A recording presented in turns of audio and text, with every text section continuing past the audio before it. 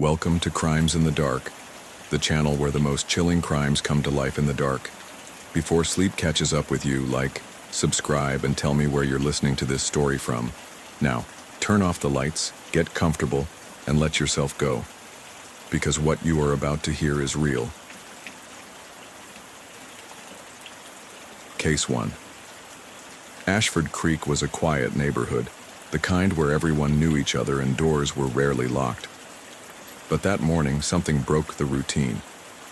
Lana Martell arrived at her sister Olivia's house with the intention of visiting her and taking care of her nephew, Joey. She knocked on the door several times, but got no answer. Puzzled, she circled the house and looked out the window. What she saw took her breath away. Olivia lay on the living room floor, a bullet wound in her temple. Her body was motionless, and a few feet away from her, Joey remained inside his playpen, oblivious to what was happening.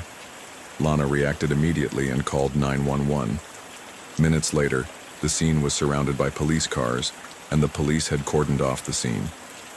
Detective Henry Calloway, a man with more than 20 years of homicide experience, arrived at the scene accompanied by forensic experts. He made his way through the officers and observed the scene carefully.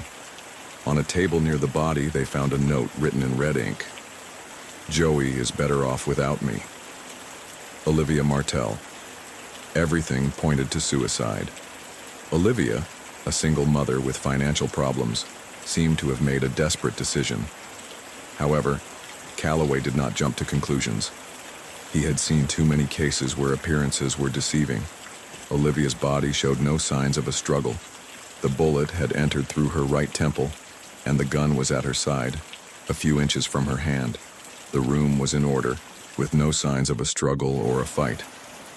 At first glance, it appeared to be an uncomplicated suicide. But one detail caught the detective's attention. The gun had dried blood on its surface, but Olivia's hand was clean. If she had fired the shot herself, it stood to reason that it would have traces of blood on it. The absence of these indicated that someone else may have handled the gun after the shot was fired. Forensic agents found another suspicious feature. The back door of the house had signs of having been forced with a thin metal object. There were no clear fingerprints, indicating that the perpetrator may have worn gloves. Another point that didn't add up was the farewell note.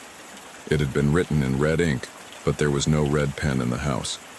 If Olivia had written it, where was the pen? Preliminary analysis determined that the time of death was between 4 and 5 hours before the body was found.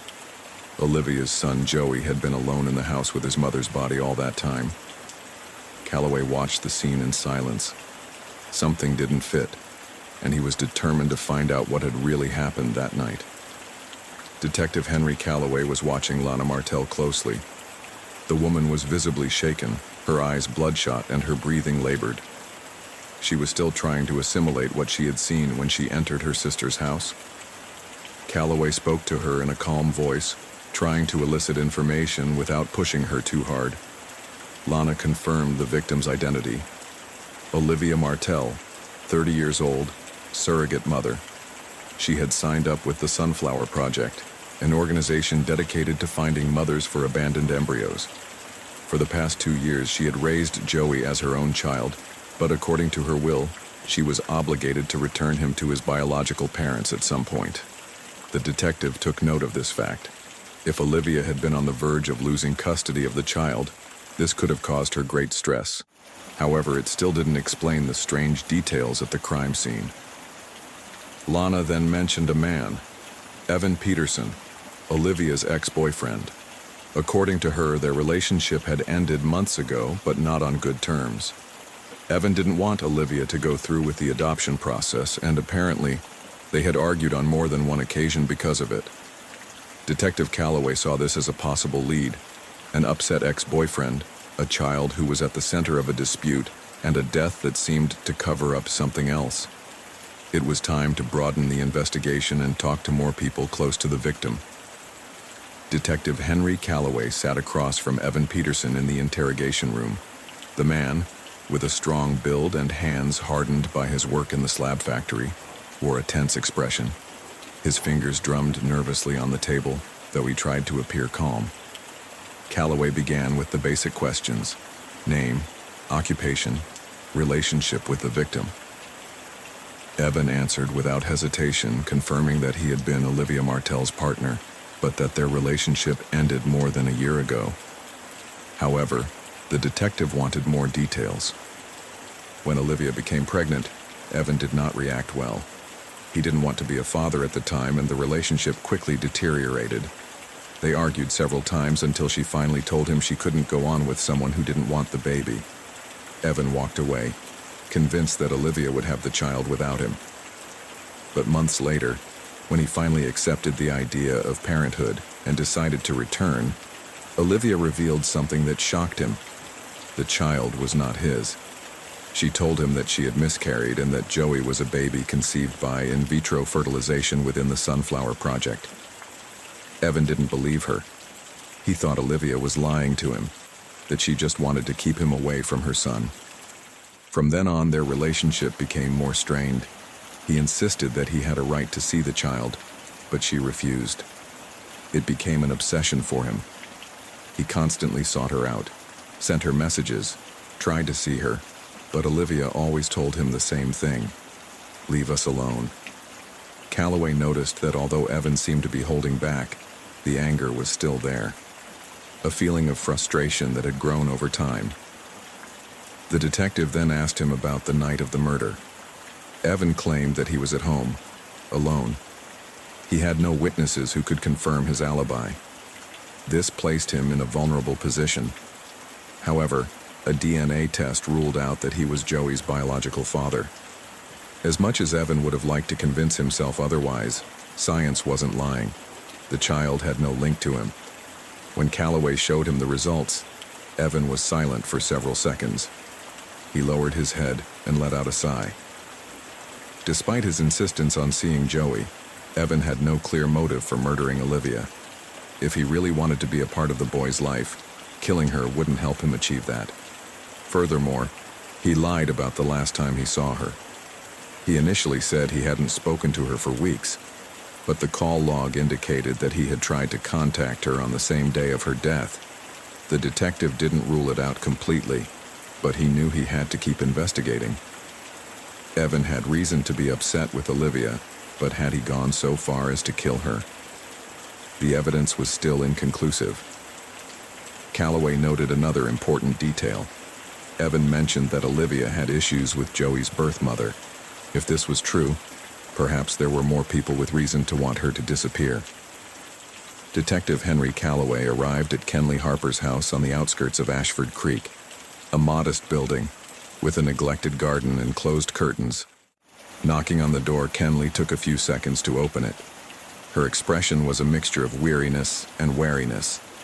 They sat in the small room where Calloway began with the basic questions.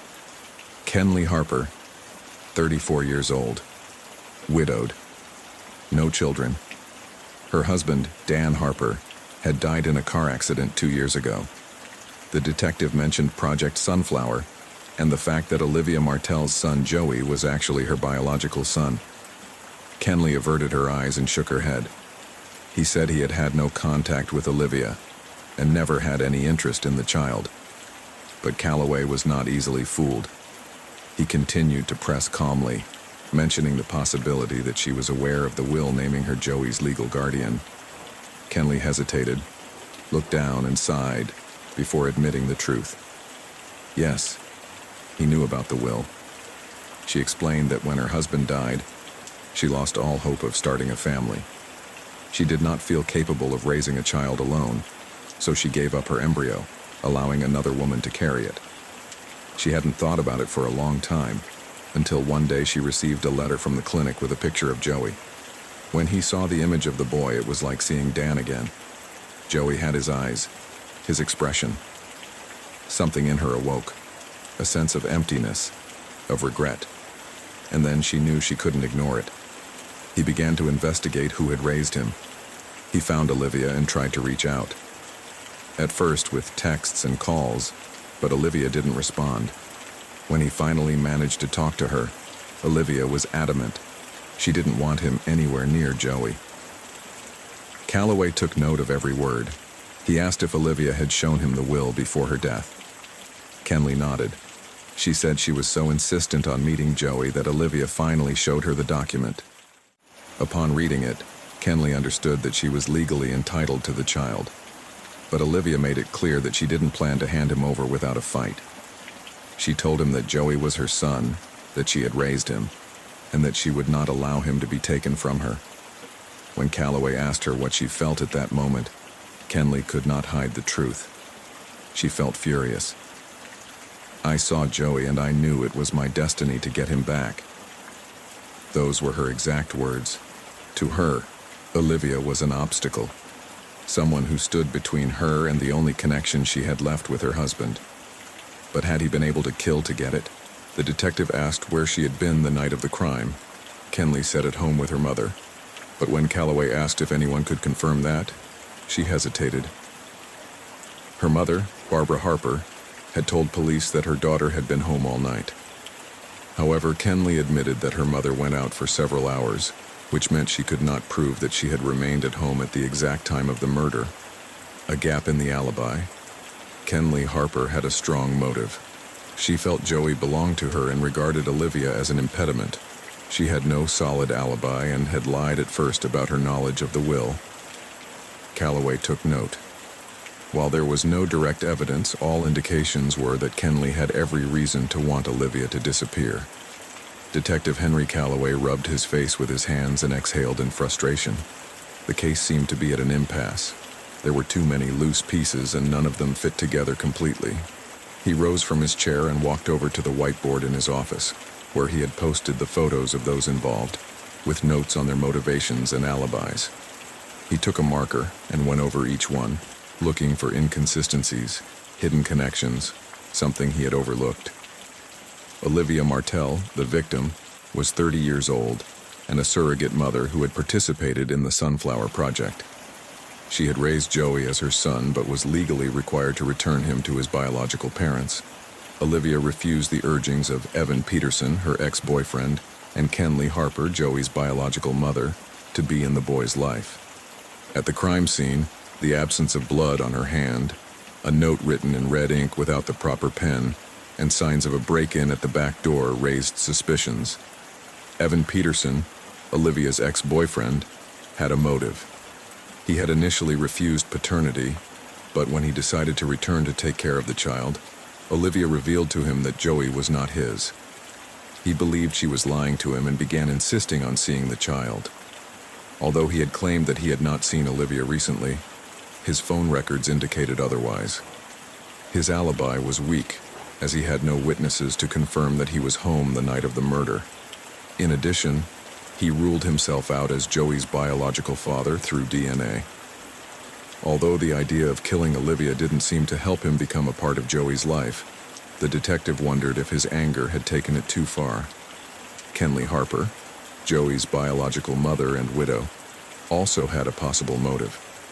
After her husband's death, she gave up her embryo, but upon receiving a photo of Joey, she felt she had to have it back. Olivia refused to give it to her. In their last conversation, Kenley insisted on meeting the child, and Olivia showed her the will in which she was listed as legal guardian. Kenley admitted that she saw Olivia as an obstacle. Her alibi was also weak. Her mother said she was at home, but Kenley confessed that her mother had gone out that night. The detective doubted whether Kenley would be capable of murdering Olivia to reclaim Joey, but he was left with the question of how she could have gotten into the house without leaving prints, if it really was her. The detective highlighted the break-in at the back door, as the lock showed signs of having been forced with a thin metal object. If Olivia really had committed suicide, it would not make sense that someone would have forced entry. This suggested that someone had entered or left after her death. In addition, the farewell note written in red ink was an enigma, as there was no red pen in the house. The key question was, where was the pen? Who brought it? And why didn't she leave it behind? If Olivia had not written the note, then the killer had tried to make it look like a suicide. Calloway took a deep breath and folded his arms. Something didn't add up. If Olivia hadn't shot herself, then someone had killed her and tried to hide it. He looked at the board one more time. Someone was missing. Was there someone else involved in this story that they hadn't yet identified? Detective Henry Calloway had been standing at the blackboard for hours. The room was dark, illuminated only by the dim light of a desk lamp. Photos of the victim, notes on suspects, and details of the crime scene covered the board. He had followed every lead, questioned every person involved, and analyzed every possible motive. However, there was still something that didn't fit. The focus of the investigation had always been Joey. All the suspects had an interest in him. Evan Peterson wanted to see him because he believed he was his son. Kenley Harper wanted him back because she considered him her biological right. But there was someone else who wanted him too. Someone who hadn't been in the spotlight until that point. Kenley's mother. Calloway felt a chill. What if the real motive wasn't Joey per se, but how Joey affected someone else? Kenley had confessed that upon seeing Joey in the photo sent by the clinic, she felt she had to get him back. What Calloway hadn't considered until now was how his mother had reacted to this. Kenley had told him about the will. She had told him that Olivia didn't want to give the boy to her, that she felt she had lost her only chance to have Joey. Her mother had watched her suffer, watched her struggle between guilt and longing. And perhaps she had decided to intervene. The detective grabbed his coat and left the station. He headed straight for the home of Barbara Harper, Kenley's mother. This time, there was no intention of friendly chit-chat. When he arrived, the woman greeted him with a calm expression. Too calm. The house was in order, decorated with antique furniture and family photographs. A cozy atmosphere, though now everything in it seemed out of place. Calloway observed every detail while pretending to ask routine questions. It didn't take him long to notice his bag, propped on a nearby table. Small smudges of red ink stood out on the light fabric. He asked permission to look through it. Inside, he found a red pen, the same shade as the suicide note found next to Olivia's body. A small object, but a crucial one. Barbara kept her expression serene, although her hands were trembling. At first glance, she was a calm woman, a mother concerned about her daughter. But Calloway already knew that look well. He had seen many times people trying to hide what they had done. In his room, they found something even more revealing. Inside a closet, hidden among the clothes, was a blood-stained garment. Too big for Kenley, too big for anyone but Barbara. In the interrogation room, under the cold white light of the room, Barbara Harper remained silent for a long time. Her gaze was lost in a fixed point, as the weight of evidence became impossible to ignore. Finally, his voice breaking, he admitted what he had done. He said it all started when Kenley told him about the will. Her daughter was in pain, regretting that she had given up Joey, that she had let another woman raise him. Olivia didn't want to let her near him, and that, to Barbara, was an injustice she wasn't willing to tolerate. He went to Olivia's house with the intention of talking, but when he saw her, his determination grew stronger. He couldn't allow his daughter to continue to suffer. He couldn't accept Joey growing up with a stranger when his real family claimed him. He had a gun with him. He didn't remember at what point the conversation became more aggressive. Olivia didn't want to give in, didn't want to listen to reason. In that instant, Barbara understood that there was only one way to fix everything. He pulled out the gun and forced her to write the suicide note with the red pen she carried in her purse. Olivia, with no other choice, did it. Her hands trembled as she wrote the last words she would ever willingly write. When she finished, Barbara shot her in the temple. Blood splattered on the gun, but she carefully wiped it off. She made sure to place it near Olivia's hand, pretending it was a suicide. She left through the back door, leaving the scene ready for discovery. Everything had been meticulously planned. The only flaw in his plan had been the pen. He had not thought to get rid of it. He didn't think such a simple object could be his doom. The evidence was clear. The confession, irrefutable. Barbara Harper was arrested and faced charges of premeditated murder. During the trial, she tried to justify her crime as a necessary act, insisting that Olivia was stealing from her family what belonged to them. The jury didn't see it that way. She was convicted of first-degree murder without bail. Kenley, in shock, could not believe what her mother had done. Until the last moment, he tried to convince her that there were other ways, that he didn't want someone to die because of her. But the decision had already been made, and the price, irreversible. Joey, the center of this whole tragedy, was left in the care of the foster care system until his future was determined. He could not return to his birth mother, who no longer had a way to claim him. He could not return to Olivia, who was now just a memory. Detective Henry Calloway left the courtroom after the verdict. The case was closed, but the feeling was not one of victory. In his career, he had seen too many times how desperation could turn a person into a killer. People didn't always kill out of hatred. Sometimes, people killed out of love. Case 2. The town of Elkwood, Indiana, awoke to an unexpected horror. St. Michael the Archangel Church, a place of devotion and spiritual refuge, became the scene of a grisly crime. Early in the morning, Sister Agnes and Sister Patricia entered the church to begin their morning prayers. Everything seemed normal until they noticed a spot of blood on the floor, right at the foot of the statue of Jesus crucified. As they approached, a shudder ran through their bodies. There was blood on the statue. A thin red line descended from the sculpted hand of Christ, as if the image was weeping tears of blood. They looked up. The horror took their breath away. On a makeshift cross at the back of the altar, the body of a woman was crucified. Her arms and legs had been brutally nailed, and her face reflected the suffering of her last agony. The screams of the nuns broke the silence of the church. Within minutes, the local police cordoned off the area, and the forensic team began its work. Detective Samuel Carter, a veteran homicide investigator, arrived on the scene with a scowl on his face and an alert mind. He had an impeccable reputation for solving violent crimes and knew that every detail could be key. He surveyed the scene with a mixture of skepticism and concentration. Nothing about the murder seemed impulsive. Everything about it indicated purpose. This was not just a homicide, it was a message. The forensic team worked with precision, securing the area before lowering the body using a pulley. The victim had been suspended in a position that led to her death by progressive asphyxiation. Her body had supported her own weight until the lack of oxygen overcame her.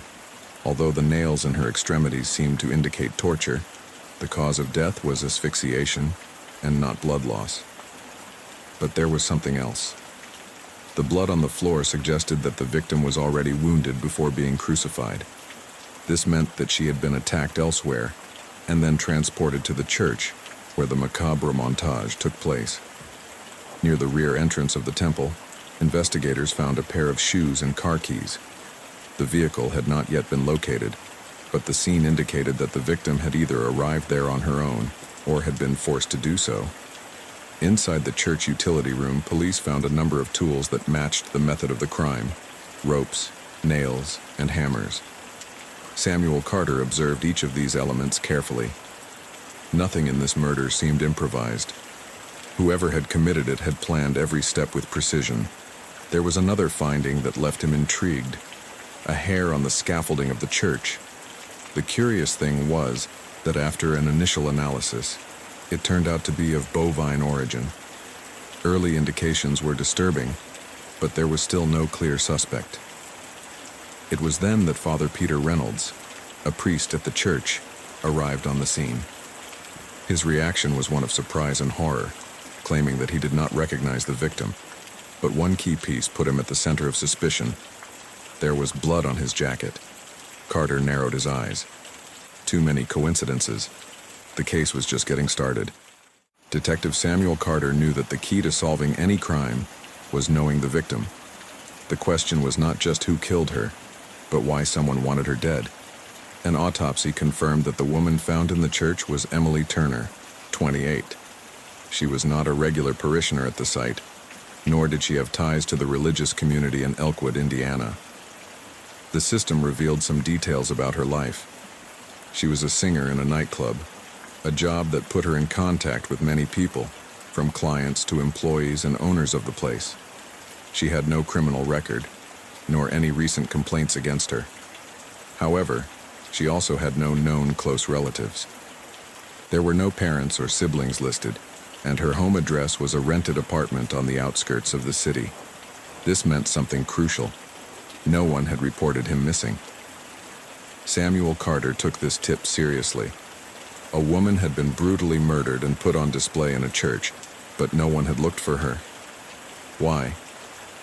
To answer that question, he had to start with his immediate environment. The detective decided to head to the nightclub where Emily Turner worked. Maybe someone there knew who might have wanted her dead. Detective Samuel Carter arrived at the Velvet Moon, the nightclub where Emily Turner worked.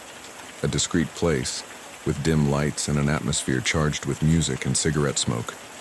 News of her death had spread fast, and the atmosphere was permeated with dismay and fear. No one could believe the way she had been murdered. The detective spoke with Emily's employees and co-workers. No one had any information about recent threats or problems she might have had. Her colleagues described her as a reserved but friendly woman, someone who stayed out of conflicts and avoided unnecessary arguments. It was one of her friends, Rachel Miller, who revealed something important. Emily had recently discovered she was pregnant. She hadn't shared it with many people, but she seemed concerned about it. She didn't mention the name of the father, or whether the pregnancy was wanted, but she did seem to be dealing with something difficult in her personal life. Rachel also mentioned two men who had recently been too present in Emily's life. Father Peter Reynolds. The priest at the church where the victim was found had said he did not know her. However, Emily had mentioned on occasion that she had seen him several times. Was it possible that she was lying? Luke's childhood friend Rachel related that Emily kept in touch with an old childhood friend, Luke, who constantly showered her with gifts. There didn't seem to be anything suspicious about the relationship, but Rachel had the impression that Luke was obsessed with Emily. He was always trying to be close to her, offered to help her with everything, and seemed to have feelings that she didn't reciprocate. Samuel Carter noted, two men with possible connections to the victim and both with reasons to withhold information. Now I had to find out who was lying. Detective Samuel Carter knew that Father Peter Reynolds had too much explaining to do. From the moment he saw his reaction to Emily Turner's body, something about his attitude didn't add up. He claimed he didn't know her, but the evidence suggested otherwise.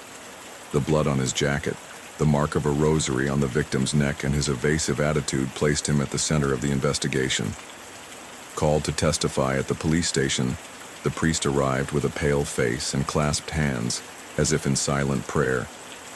Carter was quick to corner him with evidence. From the beginning of the interrogation, Reynolds denied any relationship with Emily. He insisted that he did not know who she was, and that he had no idea how her blood had ended up on his clothes. He claimed that on the night of the crime he was helping an addict at a local shelter, but was unable to provide names or concrete evidence of his location at the exact time of the murder. Detective Carter remained calm. He knew the priest was lying. The evidence against him was compelling. The mark on Emily's neck matched the links of a rosary, a symbolic, sacred object turned into a tool of death.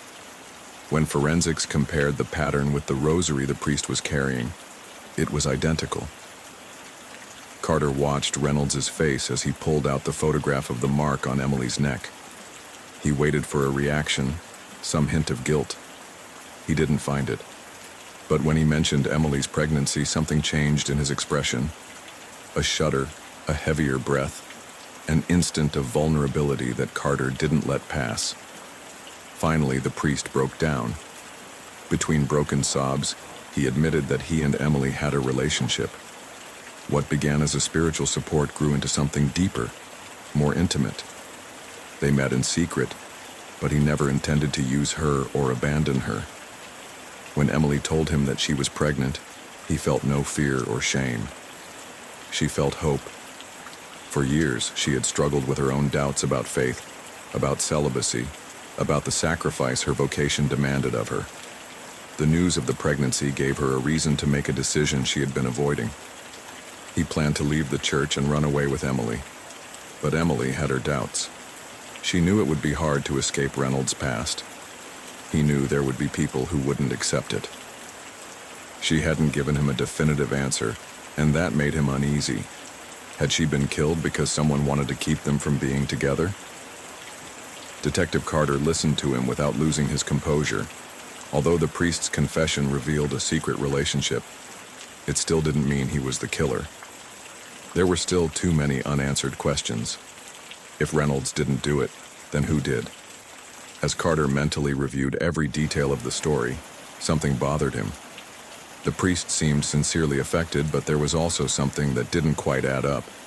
He looked again at the photograph of the mark on Emily's neck. It was perfect, almost too perfect, as if it had been deliberately made to incriminate Reynolds. The possibility that someone else knew about the relationship between the priest and Emily gained strength in Carter's mind. Maybe someone had seen them. Maybe someone had decided to use their secret to divert attention or to eliminate Emily altogether. Maybe the killer wasn't Reynolds, but someone who wanted to destroy him through tragedy. Detective Samuel Carter knew that Father Peter Reynolds had too much explaining to do. From the moment he saw his reaction to Emily Turner's body, something about his attitude didn't sit right with him. Detective Samuel Carter had dealt with many men like Luke Donovan before, individuals who mistook generosity for possession, who believed that giving gifts bought affection. Luke was no stranger to Emily Turner's life. They had known each other since childhood, and over the years, their relationship had taken a bumpy ride. Emily saw him as a friend, but Luke always wanted something more. When Emily began to struggle financially, Luke showed up with the perfect solution: money, gifts, and promises of unconditional support. At first, she accepted his help, perhaps not noticing the true intentions behind his generosity. But when she understood the implication of depending on him, she tried to distance herself. The return of the car was the breaking point. Emily had accepted it in a time of need, but when she decided to walk away from Luke, she gave him back the keys. For someone like him, that was not only a rejection, but a humiliation. As Luke sat in the interrogation room, he maintained his composure. He seemed calm, confident in his version of events. He claimed that on the night of the crime he saw Emily at her club, where she returned the car keys to him. He said they did not argue, that he simply accepted them and left. Carter listened without interrupting. He let him speak, allowing him to feel comfortable in his story. Then he brought out the evidence. First was the hair found on the church scaffolding. Forensic analysis determined that the hair came from a bovine, an odd detail in a murder case. However, when investigators examined Luke's clothing, they found the connection. His fur vest matched the hair fiber found at the crime scene. Carter noticed the change in Luke's expression. His confidence cracked for an instant. The detective knew that criminals made mistakes. No matter how careful someone was, there was always something they left behind. Luke tried to justify himself. He said that it was common for his vest to leave traces wherever he was, that perhaps he had visited the church at some point without remembering, that his presence there meant nothing. But Carter didn't see it that way. The bovine hair at the scene indicated that Luke was at the church the night of the murder. Was he the one who carried Emily there? Was he the one who suspended her on the makeshift cross? Luke and Emily's relationship was marked by a pattern of desire and rejection. He had tried to buy her love with gifts. When she returned them, his frustration may have driven him over the edge. Detective Carter took note of every reaction. Luke was hiding something. The key to the case was close, but the final link was still missing. Was he the killer, or was he just in the wrong place at the wrong time? As he mentally reviewed every detail, Carter thought back to the bovine hair. It was a thin thread, but strong enough to weave a web around Luke. The vest was unique, hard to find, and the fact that it matched the trace at the crime scene couldn't be a coincidence. Besides, Emily's rejection must have been devastating to Luke. Perhaps he had reached a point where his obsession turned to anger. Carter remembered how Luke had described returning the car as a friendly, even nonchalant act, but the man's body language said otherwise. His hands trembled slightly at the mention of the keys. His gaze avoided direct contact. There was something he didn't want to admit. The detective knew Luke had motive. He also knew that the physical evidence placed him at the scene of the crime, but there was still no confession, no witness to corroborate his suspicions. Maybe Luke was guilty, maybe not. However, as Carter continued to analyze the details, one certainty emerged. Luke Donovan was not simply a bystander in Emily Turner's death. Detective Samuel Carter had dealt with many men like Luke Donovan before. Detective Samuel Carter returned to St. Michael the Archangel Church in search of answers. He had questioned Father Peter Reynolds and Luke Donovan, but too many questions still remained unanswered. Emily Turner had been crucified in a makeshift structure, and the precision with which the murder was executed suggested meticulous planning. There was one detail that caught Carter's attention. Sister Patricia, one of the nuns who found the body, had confessed to having built the cross where Emily was found. It was an odd statement, and while it seemed irrelevant at first, it now took on a new dimension. If Patricia had built it, what did she really know about the crime? When Carter questioned her, the nun explained that the cross had been made as part of a setup for an Easter play. According to her, it had nothing to do with Emily's murder. However, when police inspected the church's utility room, they found tools identical to those used in the crime, suggesting that whoever committed the murder used the resources already inside the place. Another disturbing detail was the bloody hammer that Patricia handed over to the police. She said it belonged to Father Peter, and that he had used it in a fight with an addict, although she could not say when that incident occurred or why the murder weapon was in the church. Detective Carter began to consider another possibility. Was Patricia covering for someone? Her confession to having built the cross seemed more of a distraction than a real contribution to the investigation. However, one fact was clear. Patricia was not strong enough to have lifted Emily's body alone. Her frail build ruled out the possibility that she was the only one involved. Someone else had to have been with her. The detective returned to inspect the crime scene. The precision with which Emily was suspended, the stability of the cross, and the way the body was secured. If Patricia was telling the truth about her ignorance of the crime, that meant that someone else used her cross for a completely different purpose. As Carter analyzed the facts, the possibility that Father Peter Reynolds was involved grew stronger. Patricia had mentioned him in her statement, and now his testimony might be a way to divert attention from his superior. The detective did not rule out the nun as an accomplice, but something inside him told him that Patricia was not the mastermind behind the crime.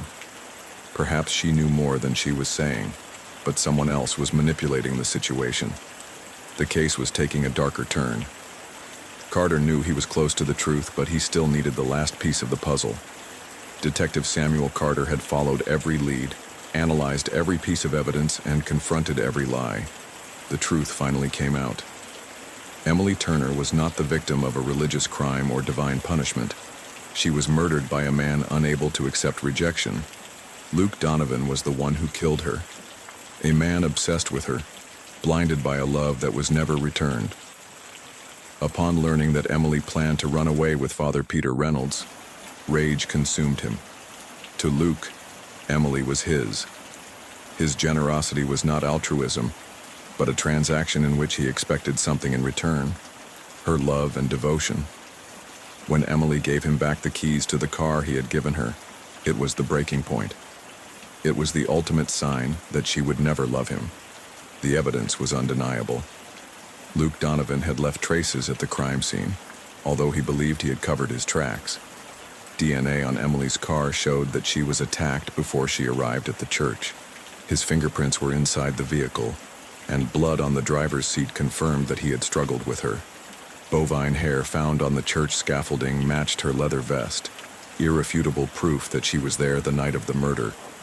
The strangulation marks on Emily's neck matched a rosary, the same one that had been found in Luke's apartment.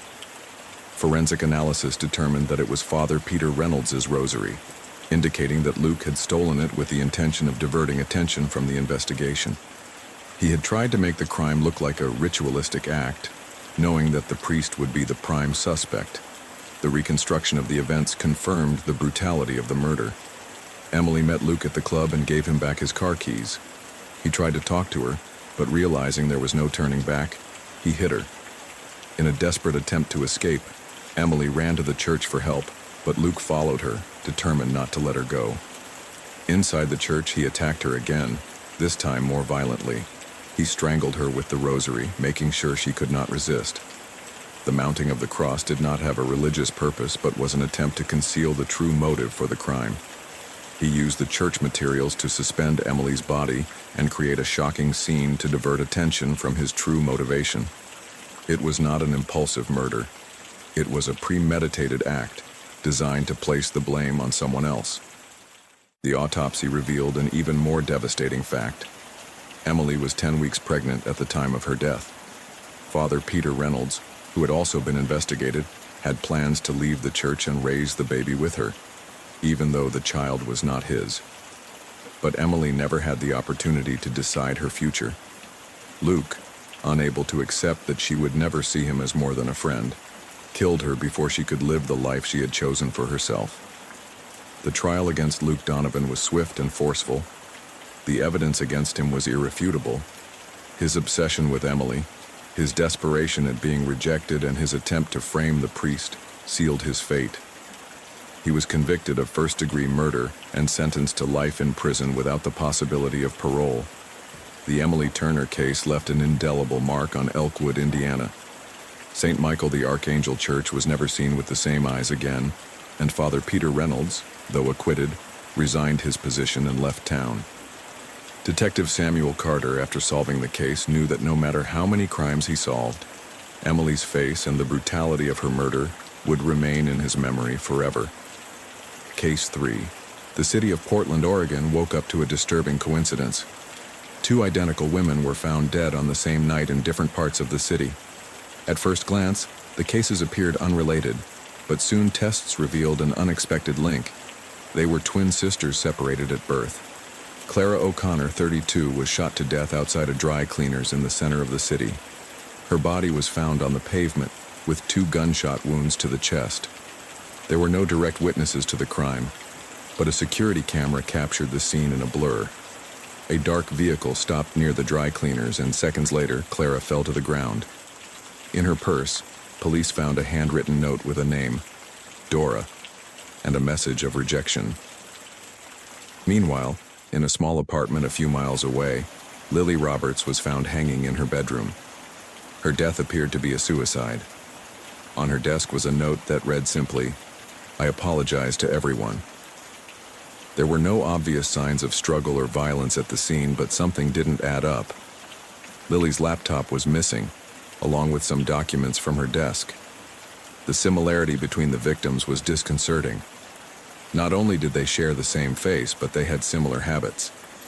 They both used the same dry cleaners, shopped at the same stores, and had even placed identical orders at a supermarket in the same week. Yet they had never met. Detective Richard Calloway, a veteran of years in homicide, was assigned to the case. From the first moment, he sensed that something was out of place. 2 identical women dead on the same night, under different circumstances. Was it a strange coincidence, or was there a deeper connection? The forensic team examined each scene for answers. At the dry cleaners, 2 shell casings were recovered belonging to a baby eagle, an Israeli military weapon uncommon in street crimes. This indicated that Clara's murder had not been a simple assault. It was a targeted attack. At Lily's apartment, the body showed no signs of struggle, but there was something odd about the scene. The way the rope was tied did not match typical suicide patterns. In addition, the marks on her neck suggested that someone had restrained her before she died. The forensic team found one detail that cast doubt on the suicide theory. Lily had no traces of skin or fibers under her fingernails. In most cases of voluntary hanging, victims attempted to loosen the rope in the final moments. Lily had not done so. When comparing the handwriting on the suicide note with Lily's previous documents, the experts noticed slight differences in the pressure and stroke of the letters. It was possible that someone else had written it.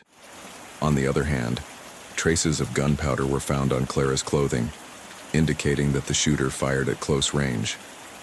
There were no signs of robbery. Her wallet and phone were still in her purse, which ruled out a robbery motive. Everything indicated that the two deaths were connected, but why would someone kill one and make the other look like a suicide? Detective Calloway knew he was up against something bigger than it seemed. Detective Richard Calloway plunged into the case determined to treat it as one crime, not two separate incidents. Too many coincidences linked the deaths of Clara O'Connor and Lily Roberts. On the night they died, both had reached a crucial point in their search for the truth about their origins. Clara O'Connor, 38, was a homemaker with a seemingly stable life. Married to Dr. Brian O'Connor, a respected cardiologist, and the mother of a son, she didn't seem like a person with enemies. However, she had spent the last few months obsessed with finding her birth mother. It was through this quest that she discovered the existence of her twin sister, Lily. On the other hand, Lily Roberts, also 38, had built a completely different life. As editor-in-chief of the New York Times, she was a successful, influential woman in the media with no family ties. Like Clara, she had discovered the truth about her adoption shortly before her death. Both women had been adopted at birth, separated and sent to completely different homes without knowledge of each other. Preliminary investigations showed that their lives had not only followed different paths, but appeared to have been deliberately hidden from each other. Calloway examined every detail of his last days. Clara was shot to death outside a dry cleaner's, while Lily was found hanged in her apartment. At first glance, Lily's death looked like suicide, but the disappearance of her laptop and certain documents indicated otherwise. Someone wanted to hide what she had discovered. The detective began to reconstruct the case. If they both died on the same night, it was because they had found something they were not supposed to know. Now he had to find out what. Detective Richard Calloway decided that the first person he should talk to was Dr. Brian O'Connor, Clara's husband. In most murders, the couple is the prime suspect, and although Clara had been killed in a public place, Calloway did not rule out the possibility that her death was related to personal problems. Brian O'Connor was a respected doctor at the local hospital. His relationship with Clara appeared stable from the outside, but Calloway knew that in many marriages there were always hidden secrets. When he sat down across from the detective, Brian looked devastated. He said he didn't understand why someone would kill his wife, that his marriage wasn't perfect, but that he loved her. However, his alibi soon fell apart. He claimed that on the night of the murder he was at home, trying to call Clara several times. Phone records confirmed that he had called her, but did not mean he was at home at the time. When asked about the voicemails he left on his wife's phone, his explanation sounded rehearsed. Detective Calloway then pulled out the piece of evidence that made the conversation take another turn. A white shirt with lipstick marks on it that was found in his house. It wasn't Clara's. At first, Brian tried to deny it. He said it must have been an accident, perhaps in the hospital, or that his wife sometimes wore similar shades. But when Calloway pressed further, his mask of a loyal husband crumbled. Finally, he admitted the truth. He had been with his lover the night of the murder. Natalie Peterson, a nurse he had worked with for years, was the one he had spent the night with. He hadn't wanted to admit it because he didn't want the infidelity to come out in the middle of his wife's murder. But he insisted it had nothing to do with Clara's death. His alibi was solid. Natalie confirmed that Brian was with her all night, which ruled out his direct involvement in the murder. However, her revelation opened up new questions. If Clara had discovered her husband's infidelity, could that have been the reason she was killed? And if it wasn't Brian, did anyone else want it to look like his murder was related to his marriage? Detective Calloway now had another person to question. Natalie Peterson. Detective Richard Calloway knew that Natalie Peterson was not just a nurse having an affair. Her history of relationships with successful doctors indicated a pattern. She was always linked to powerful men, many of them married. But what was most striking was not her relationship with Brian O'Connor, but her connection to the murder weapon. Clara O'Connor's murder was not a random crime. The baby eagle, the weapon used to kill her, was an Israeli military weapon uncommon in domestic crimes or street violence. For Calloway, the fact that Natalie had served in the Israeli military and therefore had access to this type of weapon was no small coincidence. When she was summoned for questioning, Natalie arrived with a composed demeanor. She knew her name had come up after Brian O'Connor's admission of infidelity, but she seemed confident that her alibi protected her. He confirmed Brian's version. They spent the night together. He said that he had nothing to do with Clara's death and that, although his relationship with Brian had started months ago, he never thought of hurting his wife. Calloway let him speak. He knew it was best to let the suspects feel comfortable before pressing them. He then brought out the next piece of evidence against her. Clara's car had been intentionally keyed weeks before her murder. Witnesses said that on one occasion, Clara and Natalie had a confrontation at the hospital when Clara discovered suspicious messages on her husband's phone. Hours later, Clara's car turned up with scratches in the paint and an anonymous note saying, "Stay away." Calloway asked her directly if she had keyed the car. Natalie denied any involvement, but her body language changed. She lowered her gaze and nervously settled back in her chair. Then, the detective mentioned the baby eagle to him. Natalie blinked rapidly, but tried to keep her composure. She said that yes, she had served in the Israeli army, but she had no access to weapons since leaving the service.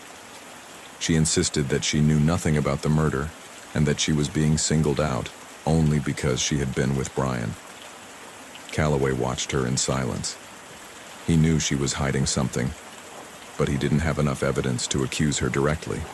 If Natalie was involved in Clara's death, she would have planned it well. Maybe she wanted to make it look like a revenge killing, letting suspicion fall on Brian. Or maybe his connection to the baby eagle wasn't enough. If the military weapon had been used in the crime, that meant someone with access to this type of weaponry could be involved.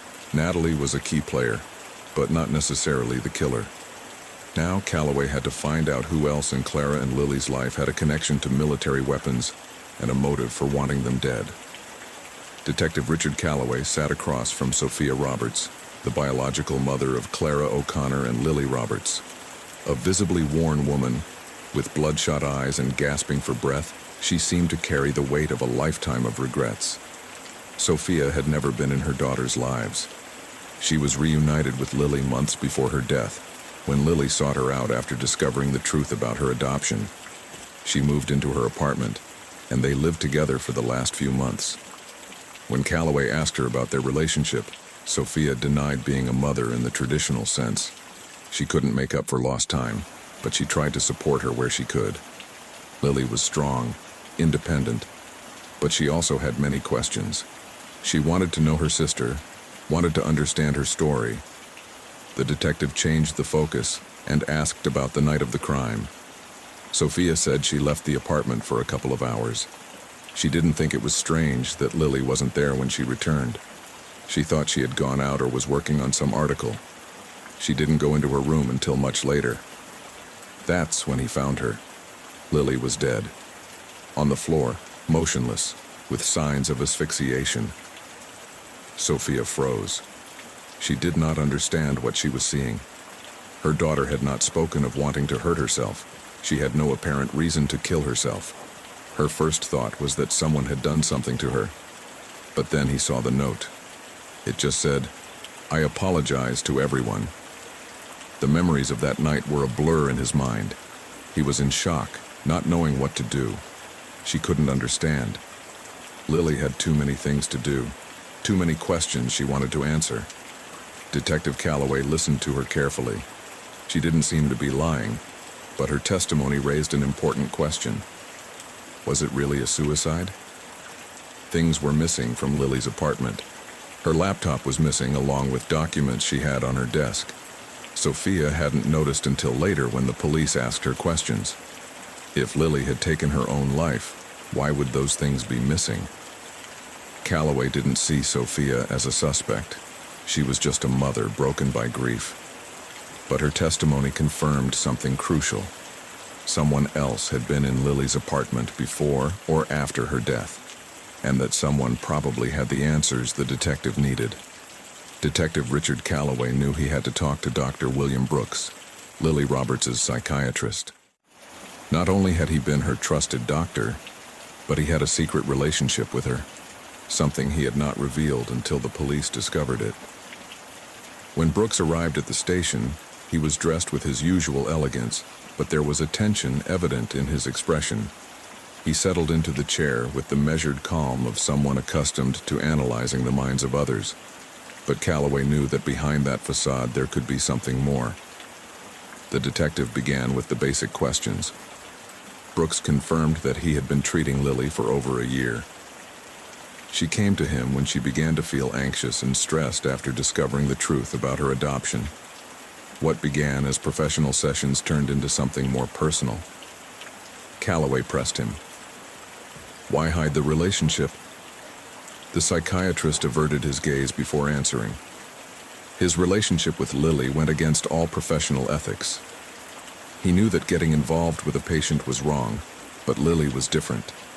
He admired her. He said she was smart, strong, someone who wasn't afraid to seek the truth. But he also recognized that she was unstable at times, that she carried an emotional baggage she couldn't always handle. The detective shifted the focus to the night of his death. Brooks said he was with Lily that night. He dropped her off at her house and didn't go back in afterward. He insisted he had nothing to do with what happened. However, the evidence contradicted this. Her DNA was found in Lily's apartment. There were traces of his skin on the bedding, on personal items, on the glasses in the kitchen. This indicated that he had been there more than he would admit. But more important was what was not found. The coroner had determined that Lily was strangled with a leather strap, but Brooks's DNA was not on her. If he had murdered her, he would have left traces on the object with which she was suffocated. Calloway watched him in silence. Brooks seemed relieved to hear that piece of information. But the question remained. If he didn't kill her, why did he lie about their relationship? Why did he hide that he was in her apartment longer than he admitted? The psychiatrist leaned forward and finally confessed the truth. I didn't want it to get out that Lily was considering writing an article about her adoption. Before she died, Lily told him that she was researching her own and Clara's story. She wasn't clear what she wanted to do with the information, but she felt that her life had been a lie, and she wanted to find out the whole truth. Brooks insisted that he encouraged her not to obsess about it. He told her that it was not worth stirring up the past, that she should concentrate on the present. But Lily didn't listen to him, and hours later, she was dead. Detective Calloway leaned on the table, analyzing every word. Brooks had no strong motive for murdering Lily, but he did know more than he was saying. And if Lily had told him about her research, perhaps someone else knew about it too. Someone who didn't want me to keep digging into the past. Detective Richard Calloway had spent days piecing together every detail of the murders of Clara O'Connor and Lily Roberts. From the beginning, the circumstances were bizarre. Two identical women, separated at birth, died on the same night in different parts of the city. Clara was shot to death in front of a dry cleaner's, while Lily turned up dead in her apartment in what appeared to be a suicide. But nothing quite fit. As the investigation progressed, Calloway found a name that would change the course of the case. John Calloway, a renowned New York Times photojournalist, Lily's mentor and close friend. John was known for his powerful images of war, images that had brought him awards and international recognition. However, the truth Lily had discovered about him was devastating. Investigating fraud in journalism, Lily found evidence that John had manipulated one of his most iconic photographs. The image, which won him the Pulitzer Prize, was a forgery.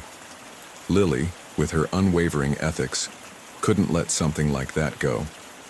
She knew that if she published the truth, John's career would be destroyed. John, realizing that Lily had in her possession the evidence of his deception, knew that his future depended on silencing her. That night, he went looking for her to try to convince her not to expose him. But then something unexpected happened. In the darkness of the city, in front of the dry cleaners where Lily used to go, he saw a woman he thought was her. Without hesitation, he fired. Clara O'Connor fell to the ground with 2 bullets in her chest. John had made a fatal mistake. He didn't know Lily had a twin sister. After fleeing the crime scene, John headed home. He was convinced he had to finish what he had started. When Lily returned to his apartment, she found him inside, shredding files on his computer. She realized immediately what had happened. Her sister was dead because of him. The despair in Lily's eyes was enough for John to know that there was no way to fix it now. She was going to report him. There was no other option. The struggle inside the apartment was brief, but brutal. John used a dog leash to strangle her. It didn't take him long. When Lily's body lay motionless on the floor, he knew he had to make it look like suicide. He took his time. He laid out the scene carefully. He wrote a farewell note mimicking her handwriting and left the laptop open with documents removed. He made sure everything indicated that Lily had ended her own life. Forensic work, however, revealed the truth. John's DNA was found on the leash with which Lily was strangled, irrefutable proof of his involvement at the scene. His computer had specialized software to delete data, indicating that he had attempted to erase any evidence against him. One more item gave him away. A blue sock found at the scene of Clara's murder matched another found in John's apartment, linking him directly to both crimes. When Detective Calloway gathered all the evidence and ordered his arrest, John Calloway showed no resistance. In the interrogation room, he maintained an eerie calm, as if he knew his fate was sealed. His confession was not explicit, but neither did he deny what had happened. When the detective looked at him for the last time before he was taken to jail, John smiled a bitter smile and muttered, "Lily was so meticulous that I had to kill her twice." The case was finally settled, but the damage was irreparable. Sophia Roberts, the sister's biological mother, never really got to know her daughters. Brian O'Connor, Clara's husband, had to face not only the infidelity in his marriage, but the devastating reality that his wife died in a tragic mix-up. Dr. William Brooks, Lily's psychiatrist and lover, was left racked with guilt for failing to see the danger that surrounded her. The murder of Clara and Lily was not the product of some great secret or conspiracy. There was no dark story about their adoption, or a hidden truth waiting to be discovered. It was a crime driven by the desperation of a man who could not allow his career to collapse. A fatal mistake led him to murder an innocent woman, and then, to protect himself, he killed the one person who could destroy him. Detective Calloway closed the file with the certainty of having done justice, but with the bitter feeling that no verdict could bring back to life two sisters who had just begun to find each other. Case 4. Dexter Hill's body was found in his own Zen garden, a space he used to consider his haven of peace. But that afternoon, the serenity of the place contrasted with the brutality of his death.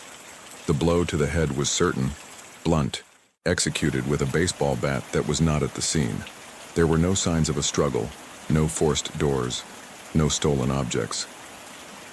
Detective Raymond Crowley arrived on the scene shortly after receiving the report. With over 20 years in homicide, Crowley was a methodical man with a keen instinct for details that others overlooked. His specialty was dismantling alibis with surgical precision. He noted the arrangement of the body, the lack of disturbance in the surroundings, and the meticulous layout of the gravel in the garden. Something didn't add up. Danny Ford, the victim's business partner, was the first to be questioned. According to his testimony, he had just returned from a baseball clinic in Portland when he discovered the body. His tone was restrained, but there was a tension in his gaze that did not go unnoticed by Crowley. The initial findings left more questions than answers. The absence of the murder weapon suggested that the attacker took it with him, indicating a premeditated crime or, at the very least, an attempted cover-up. The lack of signs of struggle raised the possibility that Dexter knew his killer and did not feel the need to defend himself. But what really caught Crowley's attention was the issue of the beneficiary. In the event of Dexter's death, his business passed to only one person. The question was no longer just who had access to it, but who had sufficient motive to kill him. Dexter Hill, 52, was a baseball scout with a well-established reputation and the owner of a prestigious training academy for promising young players. For years, his clinical eye for spotting talent made him a benchmark in the sports world, but his personal life was far from perfect. Married to Rachel Hill, their relationship deteriorated after the death of their only son in a car accident 5 years earlier. What was once a solid marriage turned into a cold and distant cohabitation. While Rachel sought support in therapy and her social circle, Dexter retreated into work, immersing himself completely in the academy and the prospects he coached, as if trying to mold future stars was a way to compensate for the loss of his son. Despite his professional success, his personal life was marked by emptiness. His relationships were transactional, his dealings with people pragmatic and direct. In his environment, there was no lack of those who admired him, but also those who resented his hardness and his obsession with control.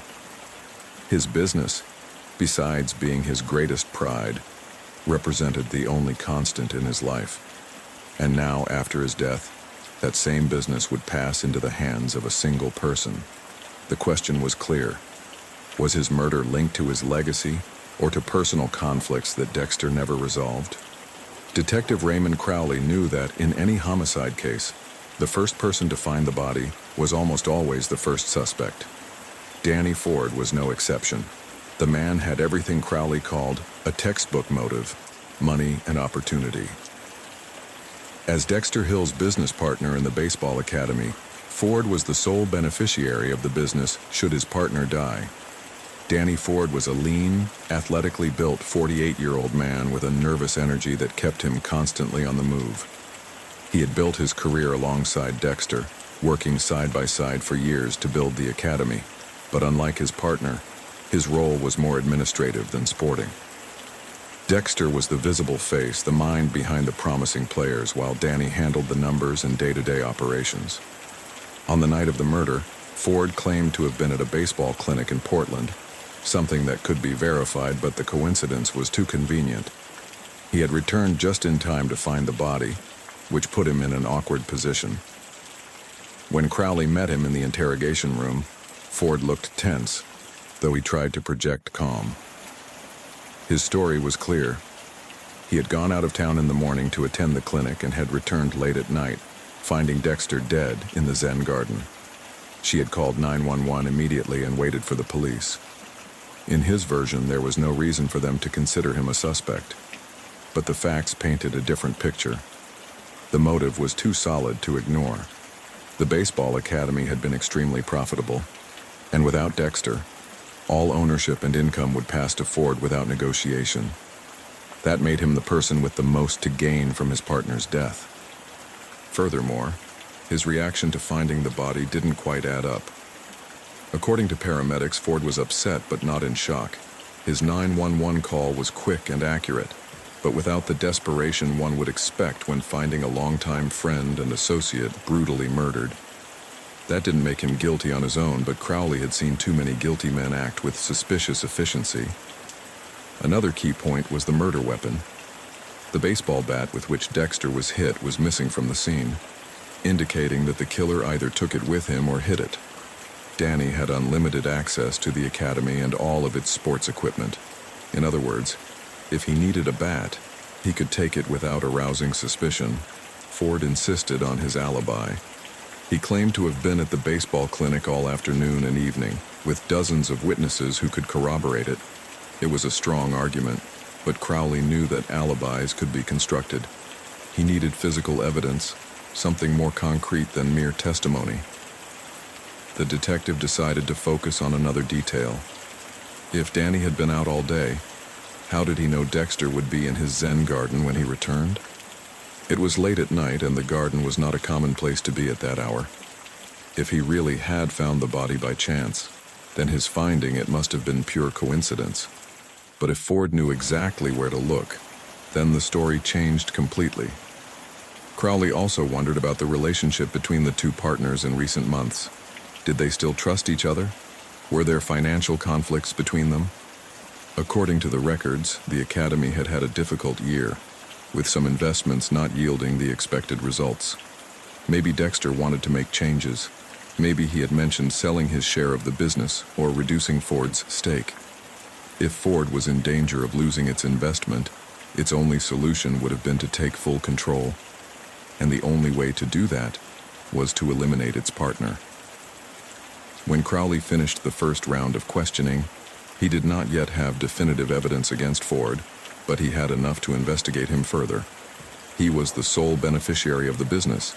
He had found the body, and he had an alibi that had yet to be verified. For Crowley, that made him a suspect with too much to explain. Dexter Hill's death had not only left a business in dispute, but it also revived old wounds in his family.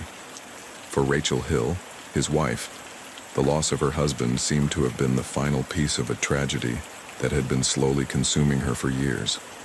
Rachel had been found hours after the murder in the cemetery, next to her son's grave, with a gun to her head. She was ready to end her life when the police discovered her. The scene was dramatic enough to immediately remove her from the spotlight of suspicion, but Detective Raymond Crowley wasn't ruling anything out. He knew that pain and desperation could drive people to do unthinkable things. Rachel and Dexter had shared a life together, but the death of their son changed everything. What had once been a solid marriage became a silent union, fraught with resentment and unspoken guilt. While Dexter had taken refuge in his academy, his work, and the young people he coached, Rachel sank into a depression she never fully overcame. Dexter's life insurance, valued at $20 million, was the biggest reason to suspect her.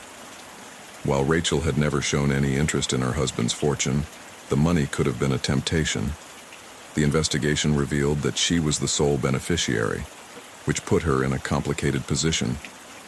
Crowley knew that life insurance was a common motive in premeditated crimes, but the scene in the cemetery suggested another story. If Rachel had killed Dexter for money, why try to end her own life so soon after? A murder for greed was usually accompanied by an escape plan, a strategy to cash in on the money. Her suicide attempt didn't fit that profile. Doctors confirmed that Rachel was in a state of severe depression, something her psychiatric history supported. She had been in treatment for years with multiple hospitalizations for emotional breakdowns. If she had murdered Dexter, she would have done so on a desperate impulse, not with the cold calculation of someone who kills for money. Moreover, Rachel's alibi was solid.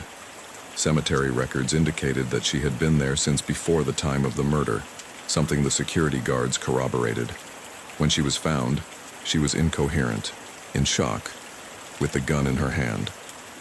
Forensic analysis confirmed that there was no blood residue and no signs of having committed a violent crime.